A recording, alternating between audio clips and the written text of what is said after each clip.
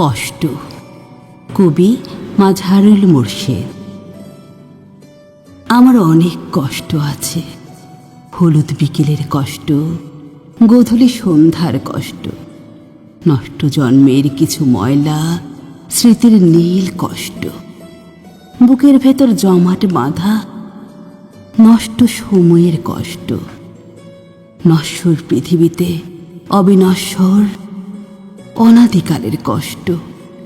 আমার অনেক কষ্ট আছে, মধ্যরাতে ঘুম ভাঙা নিঃসঙ্গতার কষ্ট, বসন্তহীন খরতাপে ঝরে পড়া বকুলের কষ্ট, বিচ্ছিন্ন দ্বীপের শুকনো খটখটে বেলাভূমির কষ্ট, মধ্যরাতে দিম দিম শব্দ করে চলা ক্লান্ত মালগাড়ির মতো কষ্ট, ক্লান্ত চোখে তাকিয়ে থাকা বিষাদময় অন্ধকারের কষ্ট।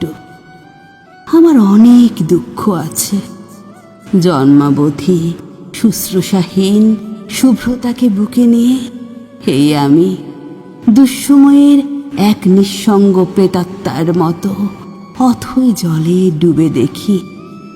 ঐন্দ্রজালিক মায়ার ফাঁদ হিমালয়ের চূড়ায় দাঁড়িয়ে দেখি অনন্তকালের শূন্যতা। তবুও আমি একবারও বলিনি আমাকে বুকে টেনে নাও।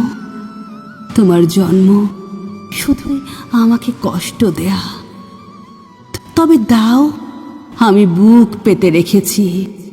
আমাকে আর কষ্টের ভয় দেখিয়ে লাভ নেই, আমি তো কষ্ট নিতেই এসেছি। আমাকে কষ্টের আগুনে পোড়াতে চাও, তবে পোড়াও, আমি তো পুড়তেই এসেছি জন্ম জন্মান্তরের কাবাব হতে।